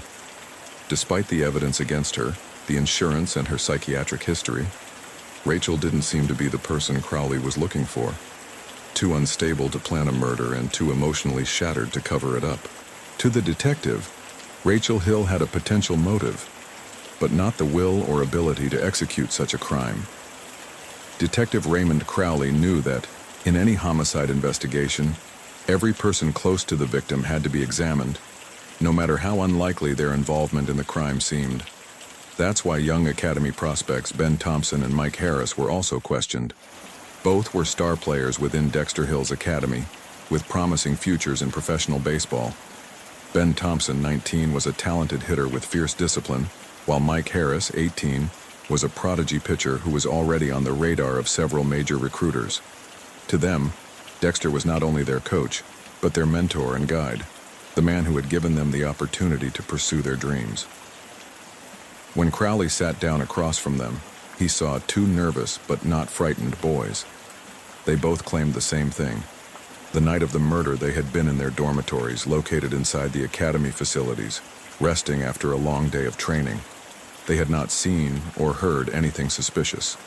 There was no apparent reason for them to want to see Dexter dead. On the contrary, their success depended in large part on him. If Dexter lived, they had a future in baseball. If he died, their professional path became uncertain. The evidence did not point to them either. There was no physical evidence linking them to the crime scene. Their names came up in the investigation only because they were close to the victim, but without motive or evidence, there was no reason to consider them suspects. However, Crowley noted something in his notebook. The academy players knew every corner of the facility, Dexter's every move, his every habit. If anyone inside the academy had key information about the victim's routine, it was them. Although they were not suspects, they might have seen or heard something without realizing its significance. And in cases like this, the smallest details often led to the truth. Detective Raymond Crowley knew that the world of youth sports was full of pressures. Parents who viewed their children as investments, willing to do anything to secure a professional future for them. When he began investigating Carlos Harris, father of Mike Harris, he discovered something that could have been a real motive for the murder of Dexter Hill. Carlos Harris was a 45-year-old former minor leaguer who never made it to the major leagues and was now pinning all his expectations on his son. His obsession with Mike's success had led him to make questionable decisions. During the investigation, Crowley discovered an alarming detail. Mike Harris was not 18 years old. The young prospect was using his younger brother's birth certificate to look younger to scouts. In youth baseball, age is a determining factor. The younger a player looks, the greater his value in the draft process. If Dexter Hill discovered this fraud, Mike's future would collapse in an instant. Carlos Harris had a clear motive. He could not allow his son to lose his chance because of a technicality. Dexter was a man of integrity and a stickler for ethics in the sport. If he found evidence of fraud, he would not let it go. When Crowley questioned him, Carlos was calm but cautious. He claimed that on the night of the murder, he had been at his hotel, resting after spending the day at the academy. He had no direct witnesses who could confirm his alibi, only the record of his entry into the hotel, but nothing to prove that he had not left during the night. There was no physical evidence linking him to the crime, but his motive was stronger than initially thought. If Dexter discovered the truth about Mike, his dream of playing professionally would disappear. For a father obsessed with his son's success, that might have been enough to kill. Crowley took note. Carlos Harris had a powerful motive and an alibi that had yet to be verified. He had seen enough parents in the sports world cross dangerous lines to know that inordinate expectations could turn anyone into a killer. Detective Raymond Crowley stood at his whiteboard, going over each piece of the puzzle. For days he had gathered clues, interviewed witnesses, and analyzed every possible motive. Now, all the pieces fit together. The key to Dexter Hill's murder was not in his life insurance money, nor in business disputes with his business partner, nor in his wife's grief. The truth was simpler and yet more tragic. It all came down to a father's unbridled ambition. Mike Harris was not 18 years old. During his investigation, Crowley had discovered that the young man used his younger brother's birth certificate to make himself look younger to scouts. In the baseball world, age was everything. A prospect with talent and youth was a goldmine. If the truth came out, Mike's career would be over before it began. Dexter Hill had discovered the fraud. He was unwilling to cover it up or ignore it. As a scout and coach, he believed in honesty within the sport. That night, he confronted Mike and his father, Carlos Harris. He was clear. If Mike did not come clean, he would be expelled from the academy and reported to the sports authorities. Carlos Harris could not allow it. He had invested years in training, in sacrifices, in building his son's future. He wasn't going to let Dexter destroy everything with a few words. Fury took hold of him. In a fit of rage, he grabbed a baseball bat and hit Dexter over the head. The impact was brutal, lethal. Dexter died almost instantly. Carlos had not planned to kill. It was an impulsive crime, an uncontrolled reaction. But once his partner and mentor lay dead on the ground, he knew there was no turning back. He picked up the bloody bat and carried it to a nearby dumpster, where he threw it in a desperate attempt to hide the evidence. But impulsive crimes leave traces. When Crowley ordered a search of the surrounding area, the evidence turned up. The murder bat, with blood and Carlos Harris's fingerprints. The case was solved. Carlos Harris, blinded by his obsession with his son's career, had murdered Dexter Hill to prevent the truth from coming out. The detective stared at the board for a few more seconds. A dream turned nightmare. A father turned murderer. A truth that ended up coming out in the worst possible way. The trial of Carlos Harris took place in a district court in the small town where Dexter Hill Academy had been a mainstay of the community. What initially appeared to be a dark and complicated case ended up being a tragedy of overweening ambition and parental desperation. The prosecution focused on second-degree murder, arguing that Carlos Harris had acted in a fit of rage, but that his action was completely premeditated. given that he had taken the bat and used it with the knowledge that it could kill Dexter Hill. The prosecution presented the evidence in a compelling manner. Carlos's fingerprints on the bat found near the crime scene, witness testimony confirming prior conflicts between Dexter and the defendant, and revelations about fraud with Mike Harris's birth certificate. Carlos Harris's defender tried to argue that the crime was committed without premeditation, a momentary impulse at the threat of losing everything he had built for his son. He tried to soften the impact of the evidence, presenting a man devastated by the pressure of his personal life and the possibility of losing his son's hopes of making it to the major leagues. However, the jury could not ignore the fact that the swing with the bat was conscious and deliberate, which removed any doubt about homicidal intent. The trial reached its climax when the defense tried to play on the idea that Carlos was deeply affected by the loss of his son in the accident and the unrealistic expectations he had placed on Mike. However, the prosecutor refuted this line of defense, reminding the jury that no parent had the right to take the life of another human being to protect their illusions. Finally, after several days of deliberation, the jury reached a unanimous verdict. Carlos Harris was convicted of second-degree murder. Sentence was handed down at the end of the following week. The judge, in his statement, was clear in emphasizing that, although Carlos Harris had been a man driven by his love and desperation for his son's future, his action had been irredeemably tragic.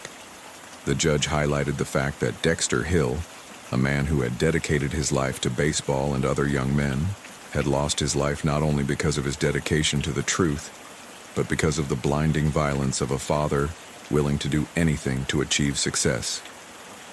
Carlos Harris was sentenced to 25 years in prison without the possibility of parole.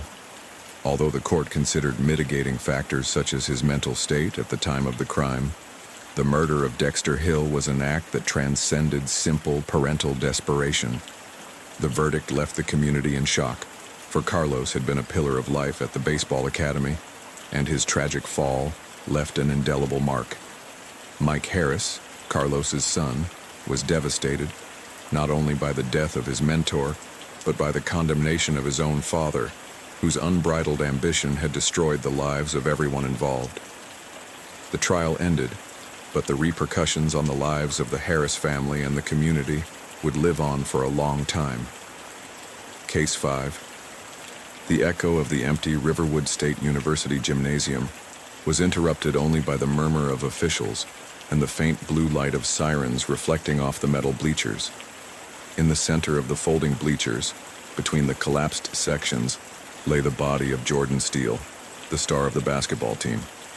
His shattered figure barely retained human form, his torso trapped between the metal structures, and his skull pulverized by the extreme pressure of the bleacher mechanism.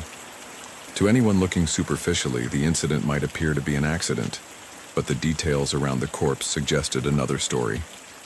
Steele had not simply been crushed by a mechanical failure. Someone had brutally beaten him before his body was trapped.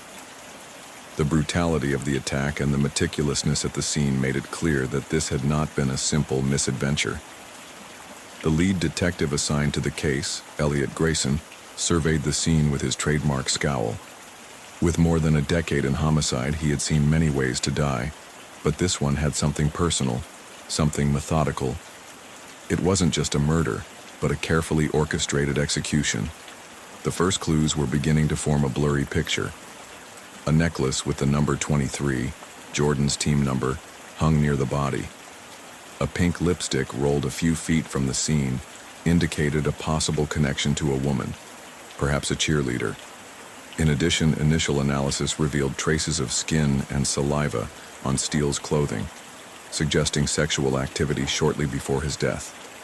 The mechanism of the bleachers did not activate itself. Someone had waited for Jordan to be in exactly the right position and made it work. What Grayson needed to find out was who, and more importantly, why. The college gymnasium quickly became a hotbed of unanswered questions. Who would have wanted Jordan Steele, the star of the team, the pride of the university, dead? Was it a personal vendetta or a crime of passion? Grayson knew the answers would soon be forthcoming. But first he had to identify the suspects and unravel the web of secrets behind the death of Riverwood's most promising athlete. Jordan Steele, 22, was the idol of Riverwood State University. With an imposing physique and unmatched skill on the court, he was destined to become the next big star in professional basketball. His talent had caught the attention of NBA recruiters, and his every game drew crowds of fans who saw in him not only an outstanding player, but a symbol of success for the community. The only child of a middle-class family, his rise in the basketball world was fueled by the sacrifice of his parents, who worked tirelessly to support him in his career. The university and the city of Riverwood saw in Jordan an emblem, someone who would put its name at the top of the sport and open up opportunities for future generations of local athletes. However, his life off the court was far from perfect. Behind the image of the basketball prodigy was a young man with an out-of-control lifestyle. His fame had made him a coveted figure at college parties, and it was no secret that he maintained multiple relationships at the same time. To some, he was a young man enjoying his success. To others, an irresponsible man whose behavior would sooner or later get him into trouble. The pressure to be the best led him to make questionable decisions. It was discovered that he had begun using steroids to enhance his performance, a practice that put his career at risk and, if it came to light, would ruin his chance in the NBA. Those around him knew that his public image was his greatest asset and, at the same time, his greatest weakness. In the weeks leading up to his death, a new problem arose in his personal life. Jordan had been diagnosed with gonorrhea, a fact he tried to hide at all costs. However, within the university environment, secrets soon spread. The possibility of having infected one of his partners, or of someone discovering his illness and exposing him, opened the door to a series of personal conflicts that could have escalated dangerously. In addition, there was another person with a significant stake in his future, his sports agent. With a multi-million-dollar contract on the horizon, Steele was not only an athlete, but an investment. For his agent, any scandal or problem that threatened his reputation meant the loss of millions of dollars. And in the world of elite sport, business often outweighed human lives. His death not only extinguished a sporting promise, it also left a void full of questions. Was it a crime of passion motivated by a love betrayal? Was it a settling of scores over the use of illegal substances? Or did someone have an even darker motive for wanting him dead? The only thing that was clear was that Jordan Steele had enemies in the shadows, and one of them had decided that his story should end under the bleachers of the university gymnasium. Detective Elliot Grayson knew that when it came to a crime involving a public figure, financial interests were as important as personal conflicts. George Matthews, Jordan Steele's agent, was a key player in the investigation. Not only had he managed his career since his early days as a promising basketball player, but he had also been a figure close to his family, someone the Steeles trusted blindly. But that trust had limits. Matthews was 41 years old, with an impeccable demeanor and a calculated attitude. He had built his career representing college players, making sure their talents turned into multi-million-dollar contracts. Jordan was his biggest investment, the player with the most potential he had managed to date. His NBA future promised astronomical earnings, endorsement deals, and bonuses for each new contract signed. If Jordan reached the pro league, Matthews would be the man behind his success. But it had all collapsed the night of his murder. Testimony revealed that Matthews had had a fierce argument with Jordan hours before his death. The confrontation occurred in the same gym where the body was found.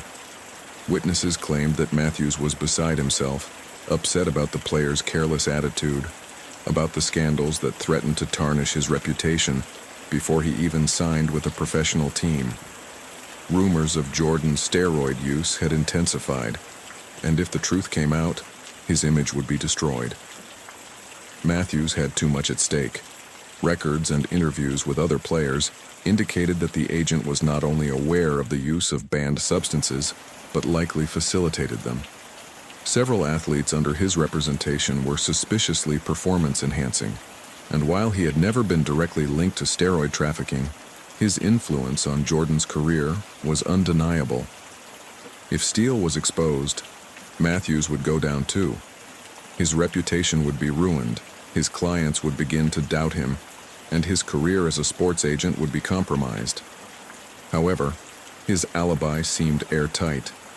At the time Jordan Steele was killed, Matthews was with other players in the gym, reviewing training plans and arranging a possible meeting with scouts. None of the witnesses reported that he had left at any time. If he had had anything to do with the young athlete's death, he had not done so directly. Detective Grayson analyzed every detail closely.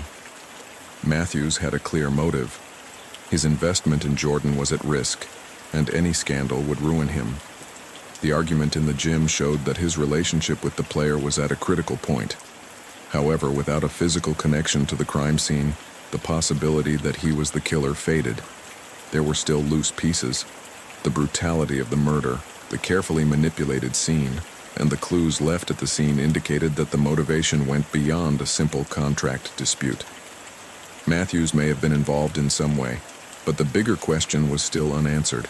If it hadn't been him, who wanted Jordan Steele dead so desperately? Detective Elliot Grayson knew that campus security had eyes in every nook and cranny. If anyone had noticed suspicious movements the night of Jordan Steele's murder, it would be Raymond Clark, the head of security. Clark was a stocky 45-year-old man with a stern expression. Prior to assuming his position, he had been a standout player on the varsity basketball team, a rising star whose career crumbled with an injury that knocked him out of the NBA pipeline. What for many was a bright destiny, for him became an unfinished story. Some said he never got over it, that he carried with him the frustration of being forgotten as other generations took his place. When Grayson found him in his office, Clark didn't seem surprised by the visit. He knew why he was there. Steele's murder had shaken the campus, and as head of security, his job was under scrutiny. The detective noted his rigid posture, the slight clenching of his fists, a sign of someone who felt the situation was spiraling out of his control. Clark confirmed that Jordan Steele was no pushover. His reputation had given him a certain air of untouchability within the university. He skirted rules, had access to places where others could not enter, and, on many occasions, used his influence to cover up minor problems before they became a scandal. Campus security had records of minor altercations in which Jordan was involved, mostly involving fights at parties, disputes with other players, and student complaints about his arrogant behavior. The detective asked him for details about the night of the crime. Clark reported that the gym had been open late due to late-night workouts, and that several players, including Jordan, had been there at different times. However, there was no record of the folding bleachers having been accidentally activated in the past, suggesting that someone had intentionally tampered with the mechanism. Clark also confirmed that Steele had enemies on campus, although few would openly admit it. Resentment toward him came not only from rival players, but also from other students who saw him as a privileged person who received special treatment.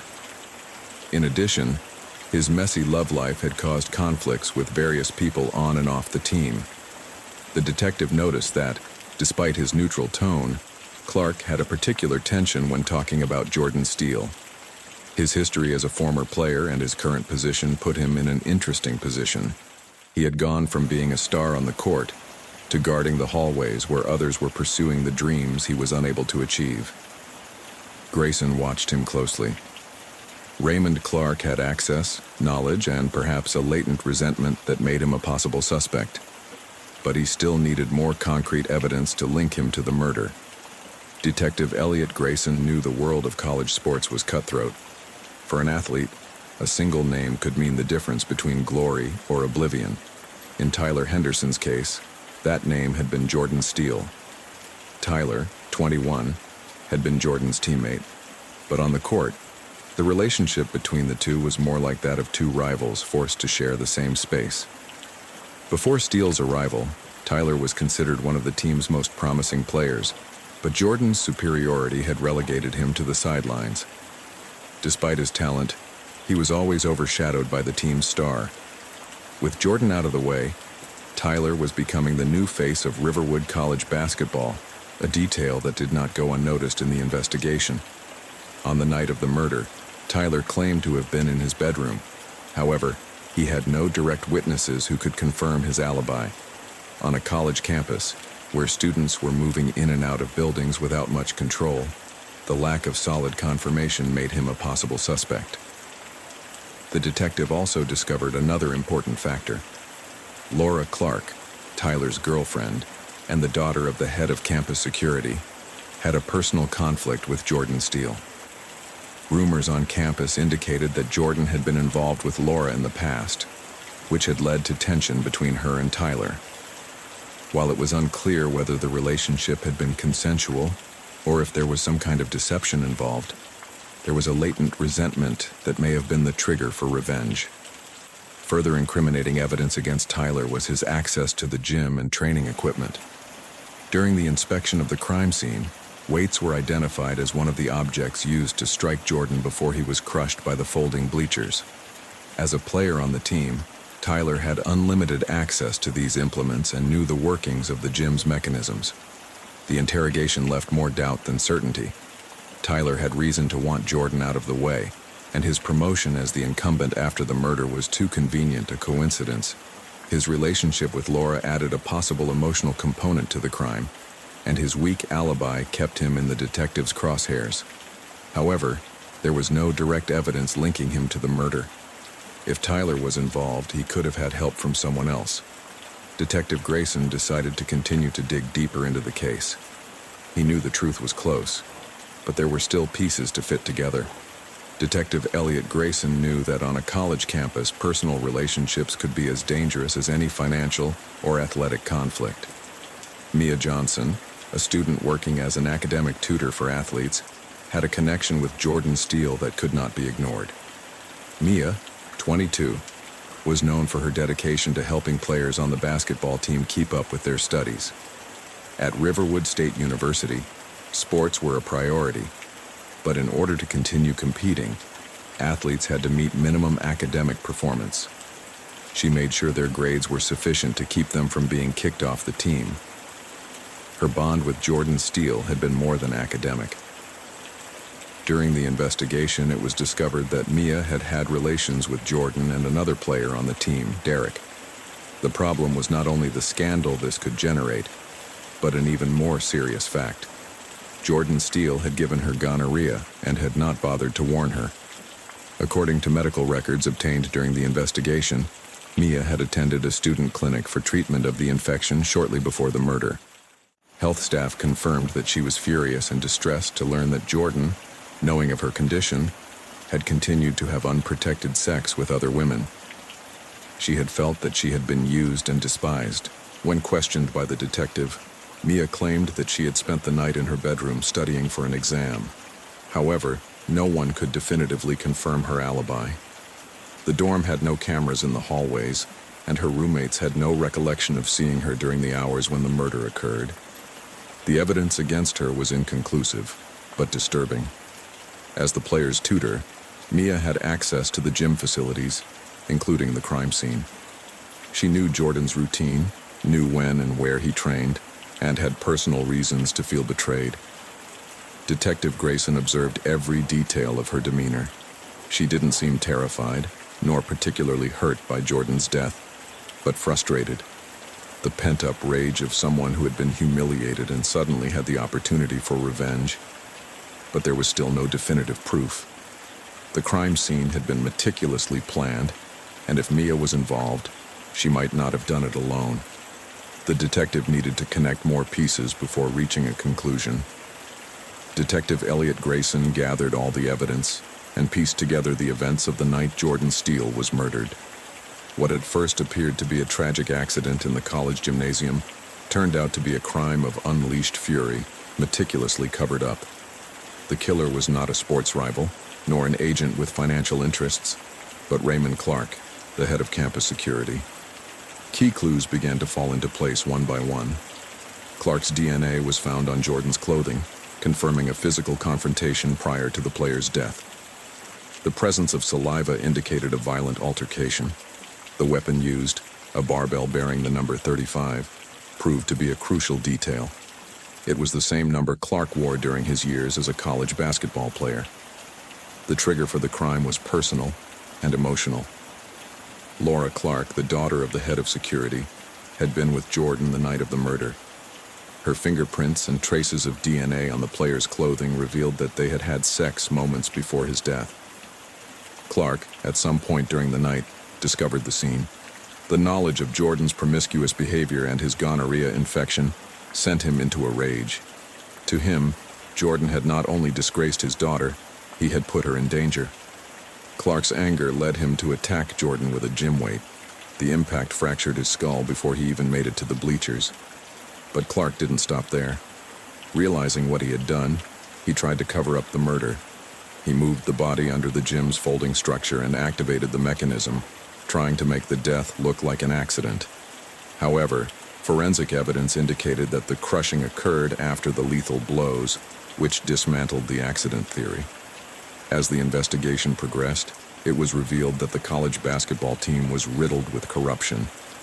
Unscrupulous agents, players doped with steroids, and a cover-up system that protected future stars at any cost. This complicated the identification of the killer at the outset, as several suspects had reasons for wanting Jordan dead. However, none of those reasons justified the brutality of the crime, as did Clark's motive. The rage of a father who saw his daughter involved with a man he considered a danger. Clark tried to stand his ground during the interrogations, but the accumulation of evidence broke him. The weight with his number engraved on it, the saliva found on Jordan's clothing, and the tampered crime scene were irrefutable evidence. As forensic analysis progressed, DNA, blood, and body fluid evidence completed the reconstruction of the facts. Raymond Clark was arrested and charged with second-degree murder and tampering with evidence. During the trial, an attempt was made to argue that his action was impulsive, a product of fear and desperation at seeing his daughter with someone like Jordan. However, the brutality of the crime and the attempted cover-up outweighed his personal history. Laura Clark, devastated by the truth, testified at trial, confirming that she had been with Jordan that night, knowing nothing about his infection or the danger he was in. Her testimony was key to disproving any attempt to justify the murder. The case left a deep mark on Riverwood State University. The basketball team went into crisis, with multiple investigations into steroid use and corruption in the management of its players. The dream of a glorious season turned into a media nightmare. Raymond Clark was sentenced to 30 years in prison without the possibility of parole. His legacy in college was erased, and his name was marked not for his years as a player, but for the crime he tried to cover up. Detective Grayson closed the case with a clear conclusion. Jordan Steele did not die from the pressure of the bleachers. He died from the fury of a man who lost control, trapped in his own past and his own fears. Case 6. The Office of Borstein Technologies had become the epicenter of a mystery that combined the death of a genius with the presence of his own creation, an advanced artificial intelligence called Bella. Edwin Borstein, the founder and brilliant mind behind the company, had been found lifeless in front of his computer, his body still sitting in the chair, his head tilted back and his eyes open. The scene was strangely disturbing. The apparent cause of death pointed to an epileptic seizure, but the context made the theory of an accident seem unlikely. The screens in the office kept playing images at breakneck speed, with patterns that seemed to have no logical order, but could have been the cause of Borstein's collapse. On the desk, next to the computer Bella was running, was a CD of death metal music, a detail that did not go unnoticed. Although it seemed out of place in the office of a technology-obsessed programmer, it could have some kind of connection to her death. Another key issue was access to the system. Only 2 people had permissions to operate Bella, Borstein himself and his closest colleague, Melinda Young. If anyone had tampered with the software or altered the conditions that led to her death, it had to have been someone with direct access to the system. Detective Richard O'Connor, assigned to the case, knew he was looking at a crime out of the ordinary.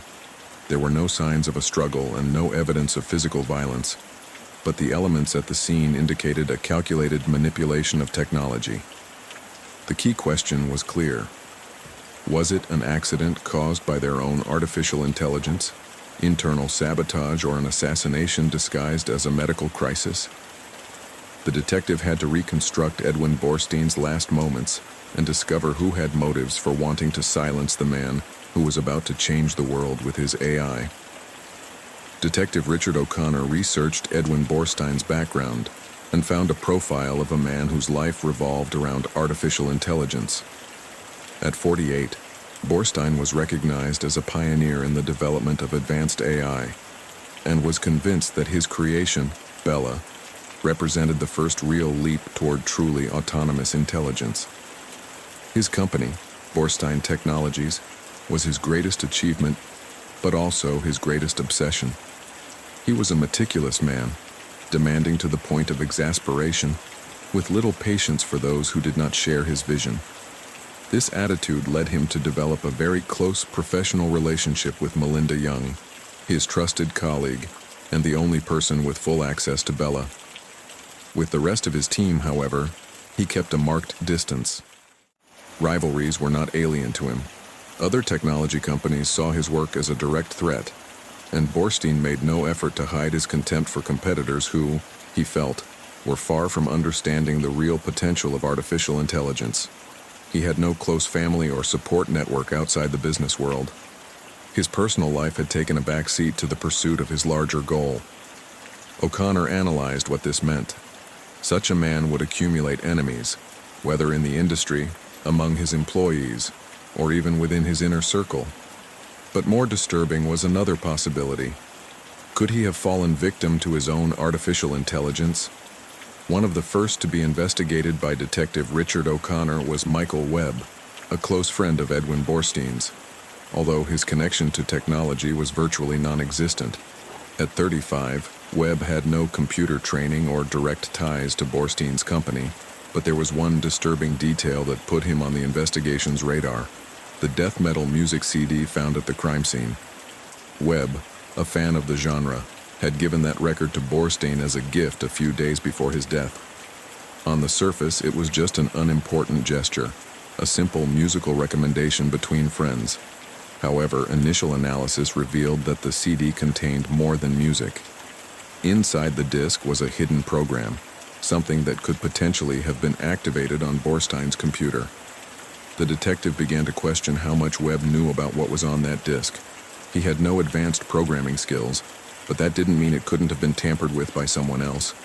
If the software on the CD was designed to interfere with Bella's AI system, the possibility of external sabotage was growing stronger.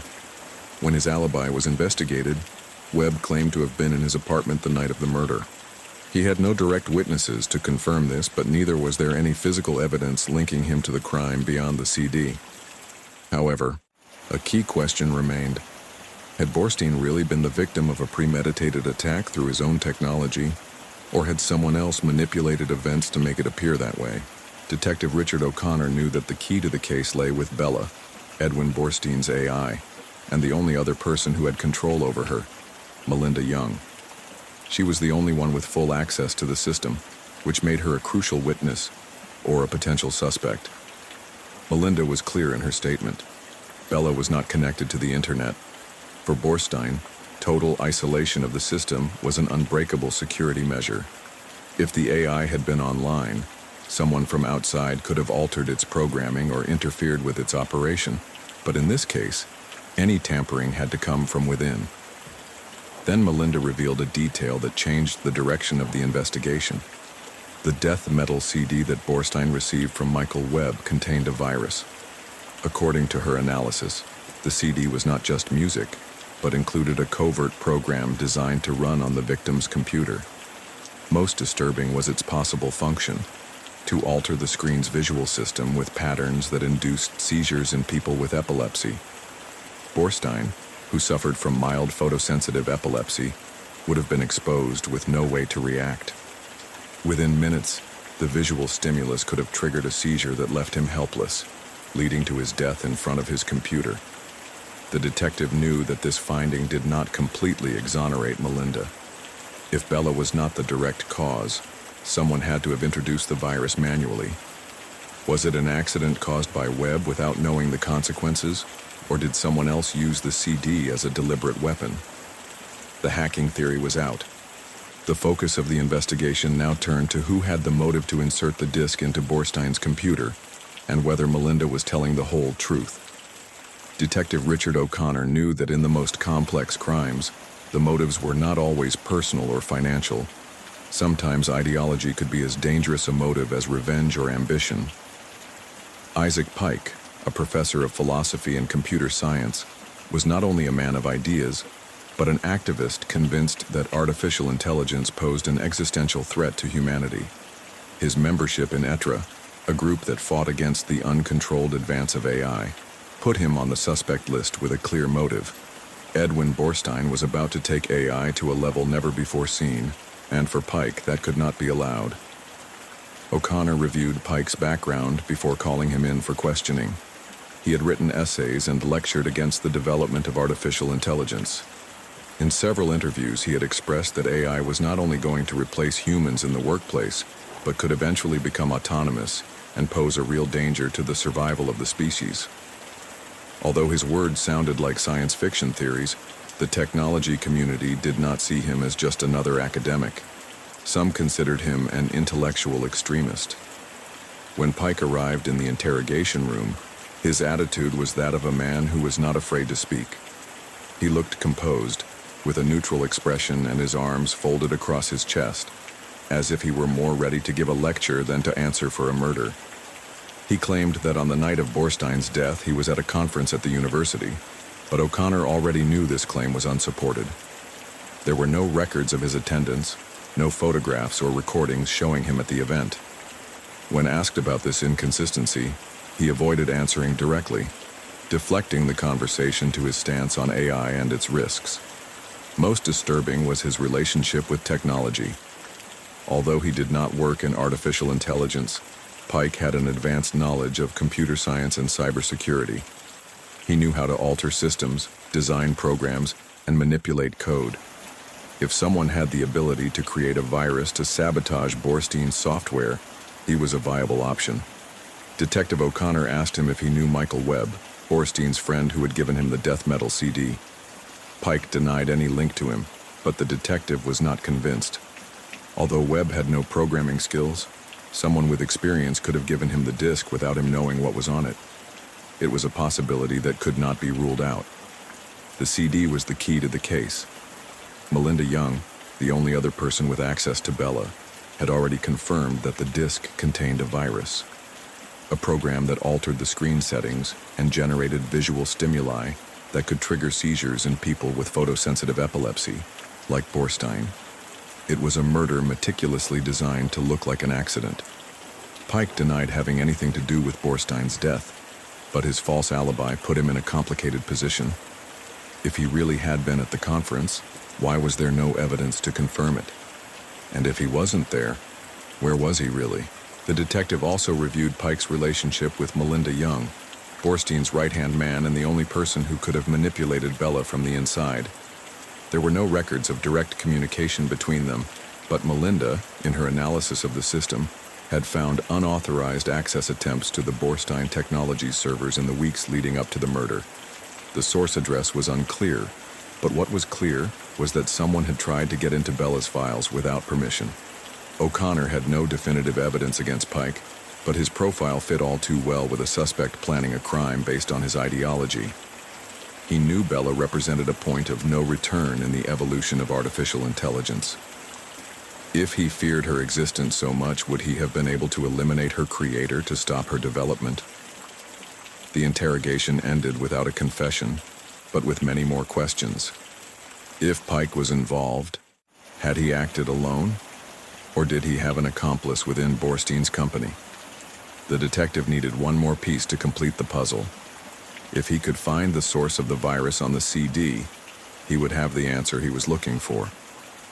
Detective Richard O'Connor received a message from Michael Webb that would change the course of the investigation. Someone had broken into his apartment. Webb had not noticed anything strange at first, but upon reviewing security footage, he discovered that a woman had entered his home while he was away. The video clearly showed Aaron Rabin, a 27-year-old student of Isaac Pike's and a follower of his anti-IA ideology. Rabin had no direct relationship with Edwin Borstein or his company, but she was known for her fervor against the advancement of artificial intelligence. For months, she had been active in debates and forums, where she advocated the idea that advanced AIs were a real threat. If anyone was willing to act on behalf of Pike's cause, it was her. When the police tracked her down and took her in for questioning, Erin made no attempt to flee or deny her involvement. She seemed prepared for what was coming. Without much resistance, he confessed to breaking into Webb's apartment to remove evidence. He knew that the CD Webb had given Borstein was the key to the case and had tried to erase any trace that might lead to its origin. But when Detective O'Connor pressed about the virus that caused Borstein's death, his story fell apart. He admitted to participating in the crime, but he didn't have the technical knowledge to have created the virus. Rabin was a loyal follower of Pike's ideas, a fanatic convinced that Bella had to be destroyed before the AI became an uncontrollable danger. To her, Borstein was the architect of a future that had to be stopped. But as much as she believed in the cause, she did not have the ability to program the computer attack that had induced Borstein's epileptic seizure. Detective O'Connor understood what this meant. Rabin had not acted alone. While his confession helped to reconstruct the case, the person who actually designed and executed the virus that killed Borstein had yet to be identified. Everything pointed to Isaac Pike. Detective Richard O'Connor knew Erin Rabin was just a patsy. The young woman's confession, while incriminating, had too many loopholes. She had no advanced technical knowledge, but was used as a tool in a much larger scheme. O'Connor gathered all the evidence and decided to confront Isaac Pike directly. There were too many coincidences, too much evidence pointing to him. First, there was the virus hidden in the death metal CD, a sophisticated program designed to induce an epileptic seizure in Borstein by playing a flashing light pattern on his computer screen. Pike had the programming skills to design such a thing, while Rabin did not. Then, the phone records. It was discovered that Pike and Rabin had communicated repeatedly before the murder. The relationship between teacher and student went beyond academics. Pike was manipulating her. The key piece was the motive behind Rabin's involvement. Forensic investigations revealed that Erin had been bribed with heroin.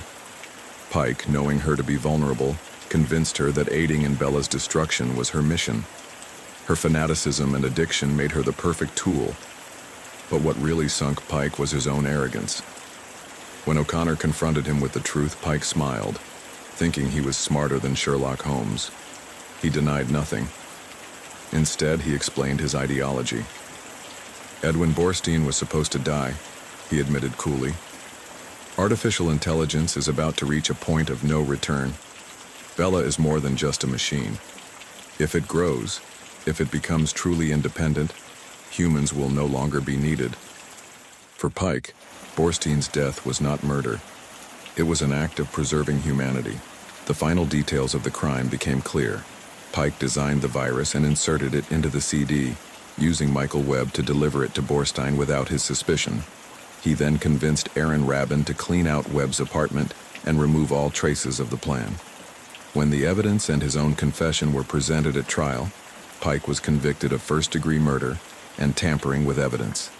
Erin Rabin, although used as an accomplice, received a reduced sentence when it was shown that she was manipulated by her teacher and that her addiction was a key factor in her involvement. Borstein's legacy ended abruptly, but Bella, his AI, still existed. The final question hung in the air. Was Pike really right? Was Bella the beginning of something humans could not control? Detective O'Connor closed the case, but deep down he knew that some answers only time would reveal. The trial of Isaac Pike captured public attention because of the unusual nature of the crime. It was not just a homicide, but a calculated attack through the use of advanced technology and psychological manipulation. The prosecution presented compelling evidence. The virus hidden in the death metal CD, specifically designed to induce an epileptic seizure.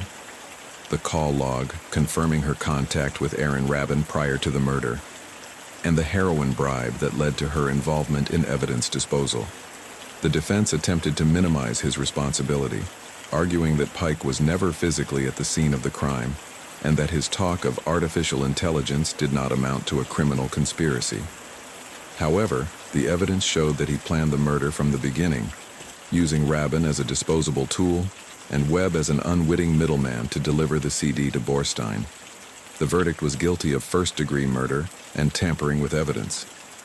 The judge, in handing down the sentence, emphasized the premeditation of the crime and the exploitation of a vulnerable person to execute it.